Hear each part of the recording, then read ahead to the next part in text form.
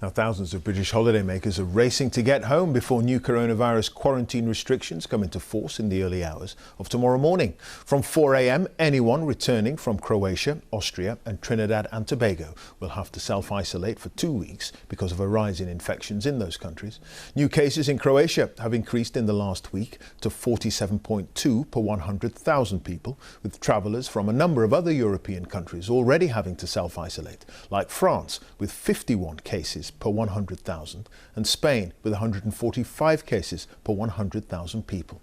By contrast, the UK has 21.2 cases per 100,000. Well, our correspondent Gavin Lee is in Croatia for us in the city of Split, a major tourism hotspot, and he sent us this report. A late summer getaway on Croatia's Dalmatian coast, where there are more British holidaymakers than from any other country. 17,000 UK tourists are here at the moment.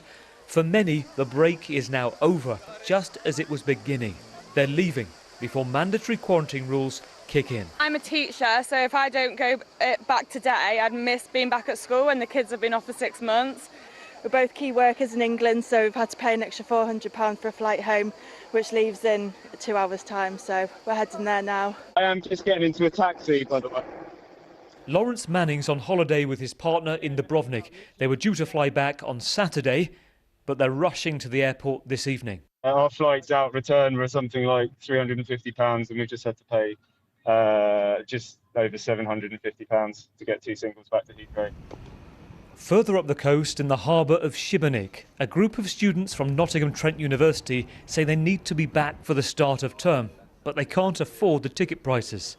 We obviously don't have that much money saved up to get a flight home. Because of the inflation of prices, we're just really stuck here.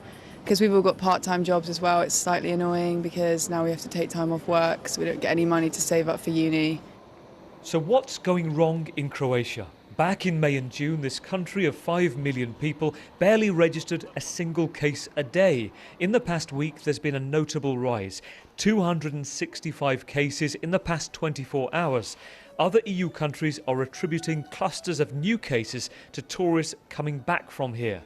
The country's Secretary of State for Tourism said the British decision was unfair, but acknowledged there's a problem. It is true that we have several hotspots in Croatia in recent days, but they are the result of non-compliance with the epidemiological measures, mostly of younger people in some nightclubs and other gatherings.